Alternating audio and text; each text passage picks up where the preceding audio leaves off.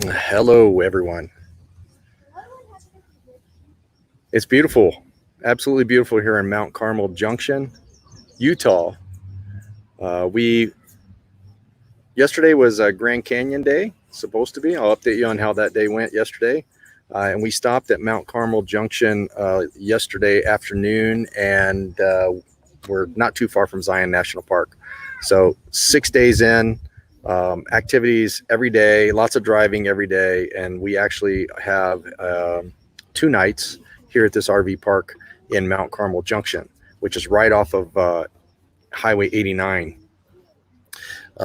just a little ways after you cross the Utah border. You guys enjoying it? Yeah. Yeah. So we're going to recap the whole vacation here in just a little bit, and I'll switch over to my phone and give you kind of a tour of this little RV park because it's really a nice location. I mean, there's no amenities really as far as in the RV park, but it's owned by the Best Western Hotel, which is right across the street. So you get to use the pool over there. There's a Thunderbird restaurant. There's some hiking trails around here. I'm not sure if they're even official trails, but you can see some trails going up into the hills. There's a creek right behind our RV here that we're parked here. And there's only probably about 10 spots in this RV park and a few cabins. The cabins don't have anybody in them. And the RV park is pretty much full. Our spot next to us, number 2, is open, partially because it has a tension wire for the pole almost right in the middle of the spot. So I'm not sure how anybody would use that. Hello, Sin City Food Reviews. Thanks for coming in this morning. We're just going to recap our Route 66 to Pacific Northwest tour that we're on with our 5 grandkids. You see 2 of them right here behind me. The third one peeking his head in, I think. There he is.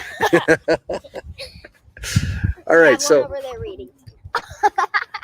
we might get cut off at any time here because Grandma is making breakfast behind us, and when breakfast is ready, we're done. We're gonna go eat. So she's making bacon and eggs and hash browns. So it's gonna be a delicious breakfast. Guys, don't step on this stuff down here. Okay. Quit pushing him. You're gonna get out of the picture if you keep pushing him. He's got every right to be in it, just like you. Grandsons, they like to fight. Don't touch him. Don't touch him. I'm gonna push you. Push me, Grandpa. Yeah. Hey, Life of JT, cool. Sin City Food Reviews. I didn't realize that. I knew you had another channel, but I hadn't checked it out yet. So I'll have to go check that out because I love food. Absolutely. All right, so let's recap the vacation. Check on how everybody else is doing back there. Where's Weston? Weston's next. All right. The other 2 grandkids are with Grandma cooking breakfast. All right, so as you know, we started about 7 days ago. We started off with celebrating my birthday on day 0 back in St. Louis. Day 1, we took off. And we went to Stop That, guys. We went to first stop was the world's largest rocking chair. Actually, it's the second largest rocking chair, and it is right along Route 66. And it's more than the rocking chair. It's called the Route 66 Outpost, and it has flavored popcorn, fudge, sodas, your traditional gift shop and convenience store that you'd find while touring around. The owners were fantastic. They're completely dog friendly, so they allowed the dogs to come in to the outpost there and shop along with us. So it was a fantastic experience for us. We put one of our stickers on the rocking chair there, and it's right on the road, right on Route 66. It's got ample parking, is gravel parking, but large enough for pretty much any size RV to pull in there and get around without having to back up.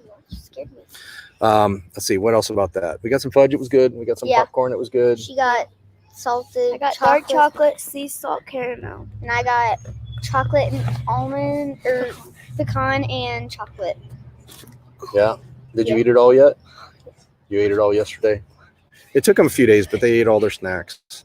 And so the owners there were fantastic. We talked to them a lot. And like I said, they were dog friendly. So I would stop at Route 66 Outpost if you're going along. I don't even remember what highway it is. So we'll put a link when we do our official content of day 1.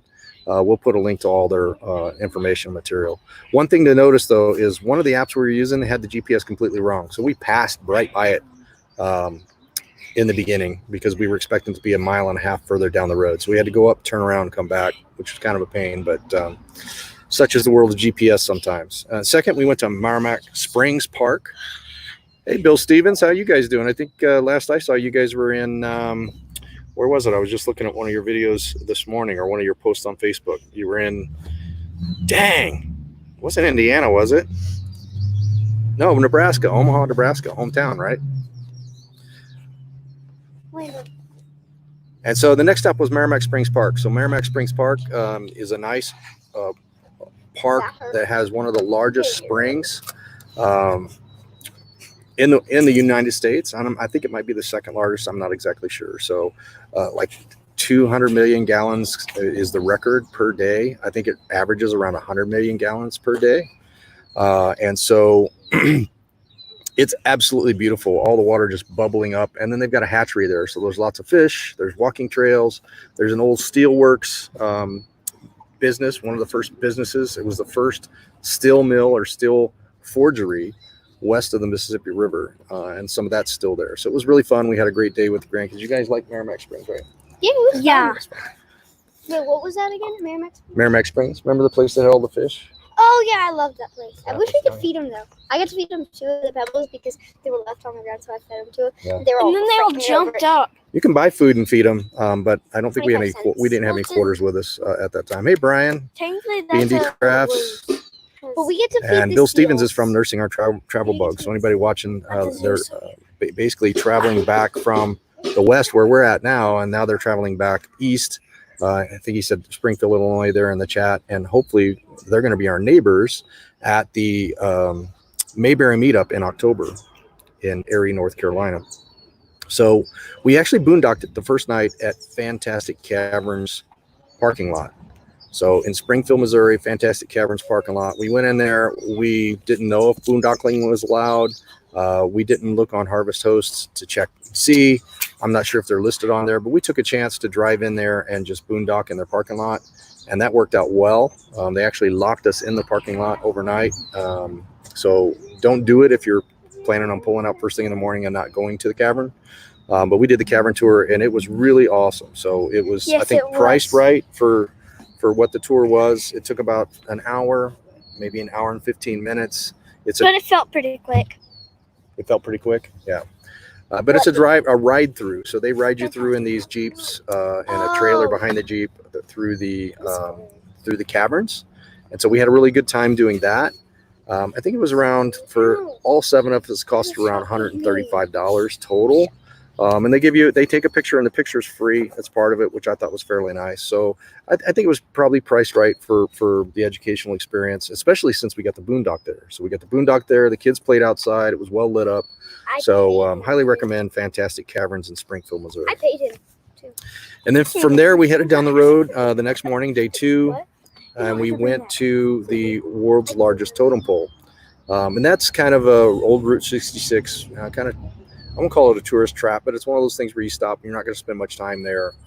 Well, at least we didn't, because it was all closed. You couldn't go in the museum. You couldn't actually go inside the totem pole. If we had been able to go in, maybe it would be more, spend more time there if that was the case. But it's one of those Route 66 stops that the kids like doing that kind of stuff, the largest, biggest, unique things along the way when we're traveling. On the way to here, Debbie's? What restaurant was it? Dell's Restaurant? Yeah. Yeah, It oh my was gosh, really it was good. so good. Yep, we're coming up to that one. You're jumping ahead and all the things that we did. We're not to that day yet. But they like food just like me, so it was good. Yep. We got bean Especially the burritos. bean burrito. Yes, you guys should really get it. All right, I'll let you guys chime in on the food that we had there when I get there. Okay. Okay. All right, world's largest totem pole. So we spent a few minutes there, took a couple pictures, and there was a geocache there that we did. And then we headed down Route 66 a little further, and we stopped at the Blue Whale of Catoosa. This is probably one of the most recognizable Route 66 stops along the road. So it was a swimming hole back in the day, back in the 50s, 60s. It probably was well attended. And swam in. And now there's no swimming. There's a couple of little establishments there. Hi, Nelia. Good morning. A couple little establishments there to get some refreshments. And I think there might be more refreshments when things aren't shut down somewhat because of the COVID stuff. But we stayed there, took a couple pictures. The kids liked it, but probably nothing more than taking pictures, or if you like to fish, maybe some fishing.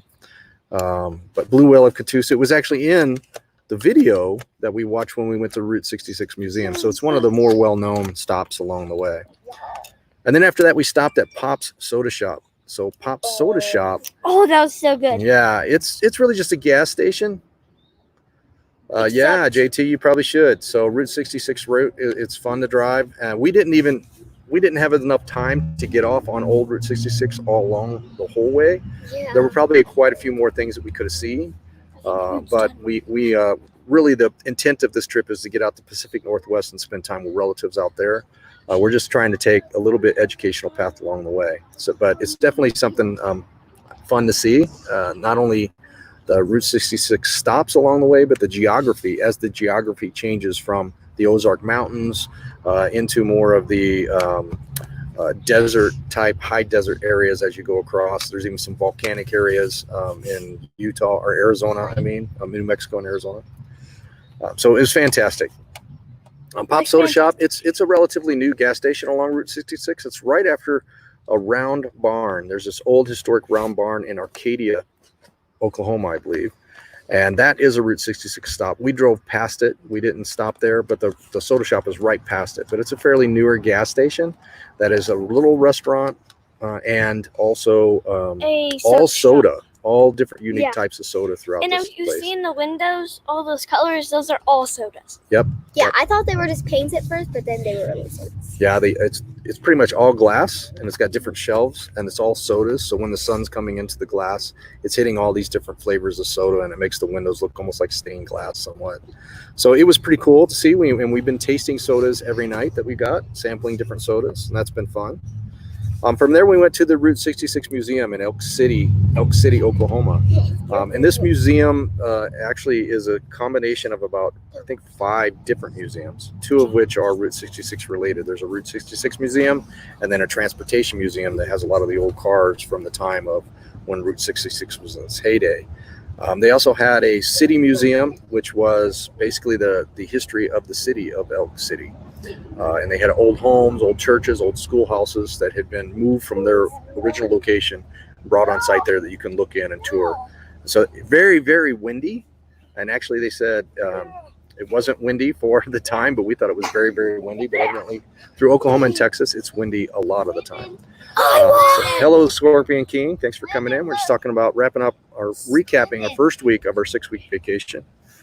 Then from there, actually, let me finish the museums. There's also a farm and home museum where there's big farm equipment, a very large museum there. But we didn't have enough time to go to all those museums, so we spent most of our time in the Route 66 Museum. That was my favorite so far. That was your favorite so far? Yeah, it was a lot of fun. And we spent about 45 minutes there. You could probably spend 2 to 3 hours there, but we wanted to stay on schedule. So we spent 45 minutes. We watched the movie. 15-minute movie on the history of Route 66, and we spent about 30 minutes touring through the museum there. It's not huge, but it's definitely worth a stop along Route 66. The church there was pretty cool, and yeah, there's stuff that you can go back, and it shows you like the doctors. The doctor's office and all the old doctor equipment. They had baby beds and toddler beds, but yeah, that was cool too. But the inside, you can go in there, and whenever you go in there, there's different things. Like in the back, there's a gift shop, and then in the far back, there's like firefighter cars. There's like there's like a pole that you can go down. Yeah, there's a firefighter pole you can go down. There's a pink car that you can drive. It's like a peachy pink car. Well, it's not really. You can like It's got drive. a screen in front of it. It's got a screen in front of it that makes you feel like you're actually driving it. Oh, yeah, that was cool. Yeah, you guys got Yeah. to set in an old car, and it shows you Route 66. So the kids were sitting in an old Cadillac driving down Route 66. And then at Fantastic Caverns, there was like a Jeep that you could kind of get in. Yeah, it was fun. And then like the firefighter thing, we could get in. Yeah, that was a You lot could of fun. drive the firefighter car. And then the back was humongous. Yeah, it had a hose in it. Yeah. It was so cool. Yeah, It had a firefighter hose. Old early 1900s fire truck. So they got to set in that in the Route 66 Museum as well. So from there, we headed down towards Amarillo, Texas, and we stopped at Slugbug Ranch. So Slugbug Ranch is where there's 5 Volkswagens in the ground. And actually, there's a couple buildings there that used to be a Route 66 stop. There's a motel there. I couldn't tell if it was open or closed anymore. It didn't have graffiti all of it like the other buildings, but the old gas station that was there and maybe an old gift shop that was there are completely vandalized and graffitied completely up. Yeah, we and didn't then go you into can the buildings. They paint looked kind of dangerous and messy to go in there. And you can paint on the slug bugs, and you can even paint on the buildings. Yep, you can paint on the buildings. You can paint on the slug bugs. So we all did that. We brought some paint. We used, I think, white paint there. You guys had a couple of white paint Only cans. white paint. We put one of our stickers, pause and effect stickers, on one of the Volkswagens. And it was a quick stop. There's ample parking there. It's right off Interstate 40. So we stopped there, and then we just went a few miles down the road to an RV park, and we stayed in an RV park overnight, right there outside of Amarillo. We stayed at the Amarillo KOA Journey, and again, we weren't there long enough to do a full review, but the staff was extremely friendly. The park was spotless, immaculate, clean, and they basically, you know, it was one of the better on the top end of the KOA experiences, which are always pretty good when you have kids, because they usually have a playground, dog park, usually have a pool. This one, did that one have a pool? That one did, right? That's the first time you guys swam, right? I think Yeah, so. yeah, that was Well, the first. not in our lives. That was the first pool. So they had a pool, On and they the got to strip. swim there. So I that was a prefer lot of fun. bringing a camera on this trip, though. What's that? I prefer bringing a camera on this trip. Yeah, you've had a lot of fun with your camera, and that's going to be. Yep, she's and got took a bunch of pictures so far. she's got a Polaroid camera. She's taking pictures. Tons of them. The Sin City Reviews asked, where do we find all this? Did you do research? We did some research. So I actually put a PowerPoint together that showed all of our stops, when we expected to be there. Drove Chris nuts. But we basically looked up on Google Maps, and we did some searches on TripAdvisor to see the places to stop. We didn't do, I wouldn't say we did hours and hours of research, but, I would say we took a couple hours to kind of research the things that we wanted to see along the way. Yeah. And then we skipped some stuff. Yeah, we had to skip a few things. So there's some that we reasons that we skipped a few things, and we'll talk about those after we cover the things that we went to. All right, next morning we got up and we left Amarillo, and we went to Cadillac Ranch, which is just like the Slugbug Ranch, but it's 10 Cadillacs that are in the ground. It's a bit further of a walk off of the outer road. You can't miss it if you're driving I-40. You see it out in the field, in this farmer's field. You see these 10 Cadillacs that are buried in the ground. They have graffiti all over them. And so I had to work, but Chris took the kids and the dog, actually just the kids, And took the kids over to the Cadillac so that they could use green paint and paint on the Cadillac Ranch. And people littered, but don't. Yeah. And if you can, please pick it up with something that you It's brought. horrible. Chris and I came there last year on our way back from the West Coast, and we noticed they had a couple of small cans there, and there was a lot of people would just throw their paint cans down, throw their trash down. So that was a bummer. This time they actually have a couple dumpsters there and a couple trash cans, but they are throwing the cans still all over the place there. So people, if you go to Cadillac Ranch, pick up your cans, throw them in the trash for sure. And if you have a bag, Hi, please Amy. pick some more up. Yeah, and if you have a bag with you, pick some others up, because these kind of things are fun for adults and kids to stop at and experience. But if everybody trashes them, it's bad for the environment, and they'll probably end up shutting them down if that continues. All right, so we continued down Route 66 to Tucumcari, and we stopped at Dell's Restaurant, which is a Route 66 restaurant. It's got a gorgeous restored gas station, Route 66 gas station across the way from it. It's not open anymore, I don't think. It's just kind of a centerpiece or a Decoration. Decoration. Yeah, I guess just for nostalgia, right, in the town. And Tucumcari is a really adorable Route 66 town. So we really, really loved Tucumcari. There's some cool stuff there as you're driving through Tucumcari. Yeah, and in Dell's, they give you chips and salsa, and the salsa tastes like, you can actually taste the tomatoes. It's pretty good. Yeah, but it is a And little then there's spicy. a kind of tiny store kind of inside of it. It's cool. It's Yep, cool. they got a little gift shop there, a Route 66 gift shop. I actually got a cup. Chris had, what did Chris order there? She got She get a burrito? I don't I think can't remember what Chris got, but we did a full review of the restaurant. We'll have some content out on that. But the food was really good. I mean, the food wasn't like anything unique or special, I don't think, but it was pretty tasty. good, though. The service was fantastic and quick. It had Mexican and American dishes on there. So Dell's Restaurant in Tucumcari is a good Route 66 restaurant option. And so that's from there, what Jaden got. we drove down to. We spent the rest of the day driving. Actually, that was a fairly long day driving. We went all the way Very. almost to Arizona. We stopped in Gallup, New Mexico, at a park called I think it was USA RV Park in KOA. Gallup, New Mexico, and called a it was KOA. very, very good park there as well. Low cost. They had a nice playground. They had a pool, but the pool was closed. All New Mexico pools are closed Yeah. at this time. So it's part of New Mexico's guidelines for the pandemic that's going on. So all the pools are closed. So we couldn't find an RV park with the pool open to stay at, unfortunately. But it did So we have stayed there.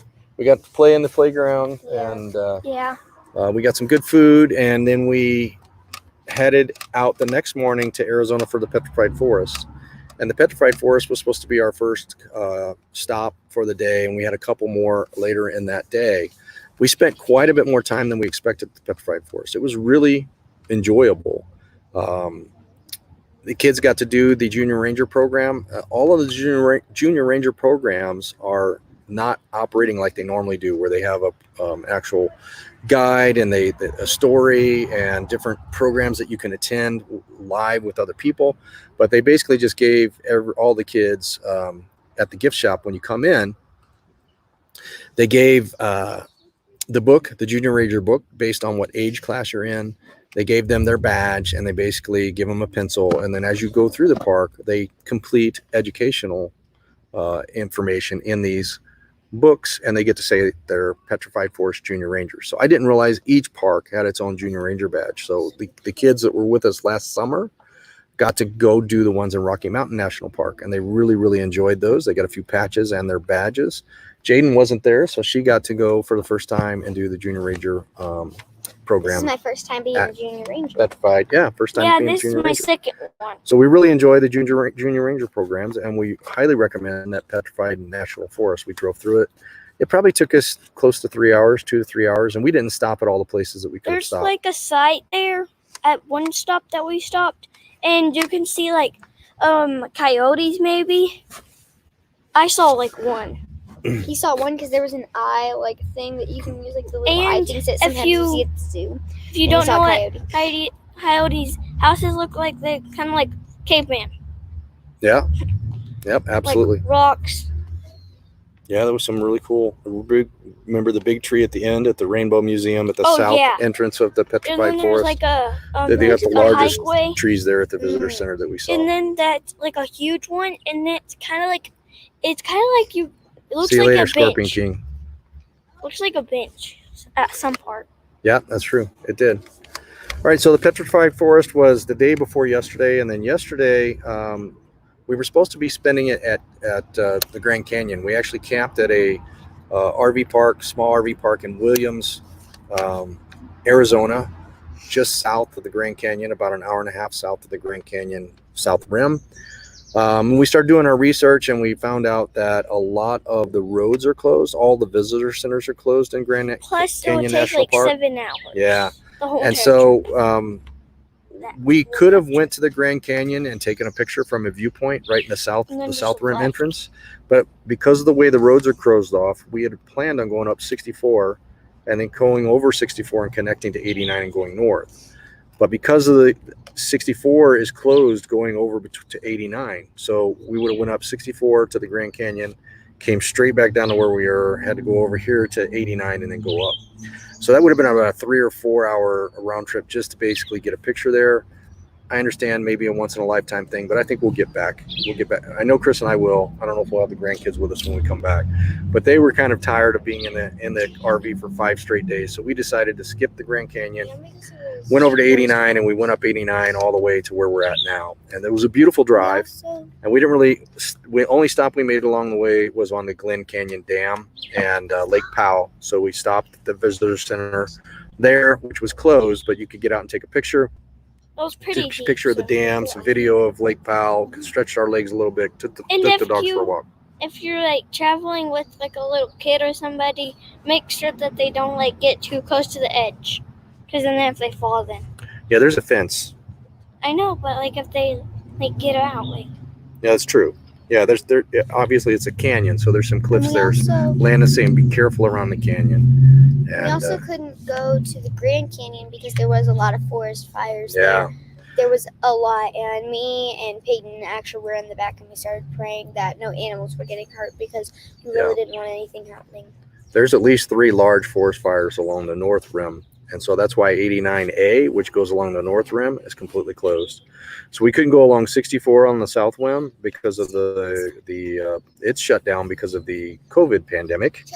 And then when you get to the north side on 89, there's 89A spur that goes off along the north rim, and it was closed due to a bunch of forest fires. And we actually, on 89, which goes up a little farther north than 89A, and kind of parallels it, we could see the forest fires are pretty huge, and the smoke was pretty massive. So they haven't got those under control yet.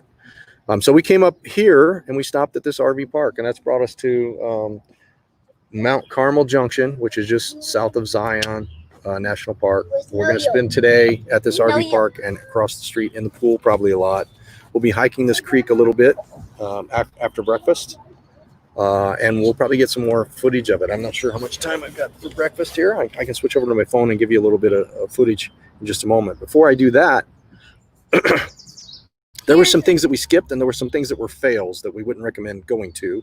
One, the first fail was in Joplin, Missouri. There was a place called Candy House Gourmet, which was a chocolate house that we were trying to go to. But It's no longer closed. there. So with a little bit more research, we probably would have found that out. I think we saw it on TripAdvisor or somewhere like that, or maybe it was just on Google. We saw it and it had good reviews. I don't think we checked Yelp. Maybe if we would have saw it was closed. I'm not sure, but it's not, the building's there, but it's a spa now, Brazilian wax thing or something, and that does not compare to chocolate. So we skipped that. Couple other things we skipped was the Seba Motorcycle Museum because it was closed at the time we came through. It looks adorable. I would definitely recommend stopping there. I don't think it's a big stop. It's a small gas station they've converted along Route 66 into a motorcycle museum. About 100 motorcycles there, old historic motorcycles and some other things. We also skipped the Tulsa Driller statue downtown in Tulsa. We'd originally planned to boondock there, but we drove a little bit further that day, and so we skipped going to the Tulsa Driller statue. We probably have to go eat Carmel. Let's see, what else did we skip? We skipped the Bandera Ice Caves. Well, they were closed. The Bandera Volcano and Ice Caves in New Mexico. That was one we really wanted to stop out, but they're still closed, completely closed for the pandemic. And then yesterday, or the day before yesterday, as we were arriving to the Grand Canyon, we were supposed to stop at the Meteor Crater, which we did. In near Winslow, Arizona, there's a large Meteor Crater, which I really wanted to see. When we drove up there, you can't really see anything, and it's actually a private organization that owns it. And we walked in there. The prices are a little bit steep, in my opinion. Now, maybe it's an all-day thing, but we were just stopping to see the crater. I don't know. There's huge buildings there, and there's a lot of research that goes on, and the money goes towards that research. If the kids hadn't been tired of traveling and it hadn't been so expensive, I think it was $22 for adults and $13 for kids, something like that. $14 for kids and $25 for adults, something like that. So it was about similar to the Merrimack Cavern or the Fantastic Cavern Tour, but we took a vote. The kids didn't really want to take the time to do that, and Chris and I can come back some other time. So we skipped the crater. I'm not saying that you should skip it. In fact, it may be good enough. There's an RV park there. Next time we come through, we might just stay at our RV park and spend the whole day there at the Meteor Crater and see what it's all about. Because it is a one-of-a-kind kind of thing. I think it's the largest, most restored, or I can't remember how they described it, but it's basically the best remaining meteor impact that you can tour today. Okay, so let's see here. We also skipped the Apache Death Caves and the Lava River Cave because we were behind time because we spent so much time in the Petrified Forest.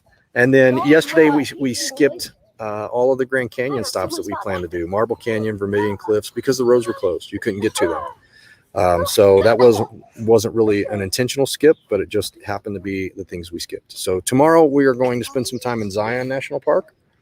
and then head up to Bryce Canyon and spend a couple days there.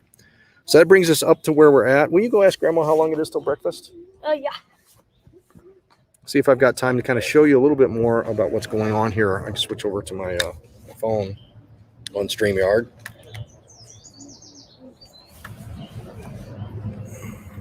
Let's see, preserved. Yeah, there you go, preserved. That's the word I was looking for. Amy, you always help me out.